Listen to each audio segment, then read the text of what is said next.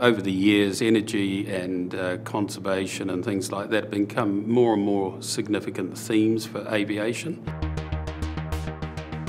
A lot of what we can do is helping the airlines because they are very exposed to the kind of carbon footprint argument, and being at the end of the world on a long-haul journey for a lot of people, we need to be able to show that air travel is good, and through that tourism and other benefits are gained. Well, when the decision was made to actually construct the pier to meet increasing demand, the board took a decision that the construction had to minimise the impact on the environment through reduced energy consumption.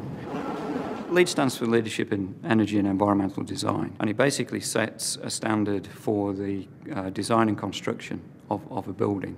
We've got energy efficient lighting, we've got light sensors that turn lights off when they're not needed.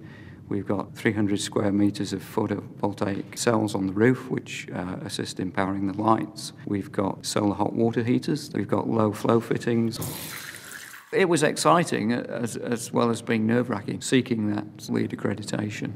A little bit of nervousness waiting to see whether or not we did get approved. So when we finally heard that we'd been successful, there was a huge sense of relief from everybody, an absolute elation. It was great, yeah, it was good. There were several bottles of bubbly involved, yes.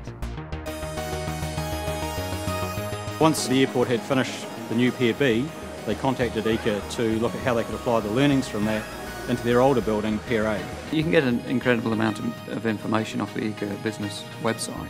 Master, how are you? Good. But meeting with them face to face and talking to an energy expert is of immense value. We helped them identify an auditor and getting the energy audits underway for the older Pier A. The energy audit at Pier A told us that there were some significant energy and cost savings, primarily at the heating, ventilation and air conditioning, because obviously you don't want heating fighting cooling.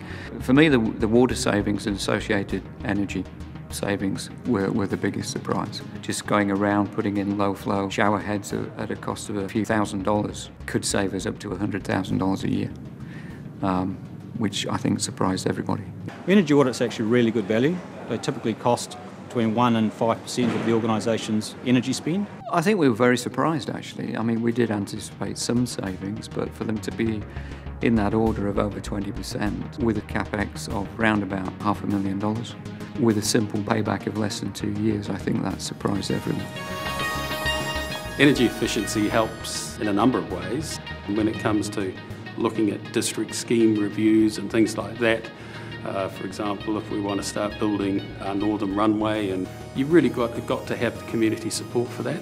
And where we are going out and demonstrating that we're playing our part, yes, it's good feedback. And on top of that, of course, things like energy conservation means that costs are being saved for our own point of view. I think you've really got to show strong leadership to say, well, it is tangible, it is important.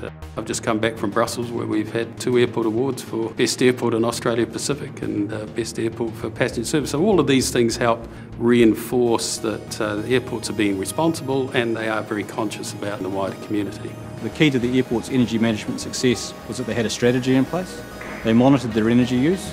They got an energy audit done to identify where their energy savings could come from. And for any company that wants to go down the energy management track, ECA can help.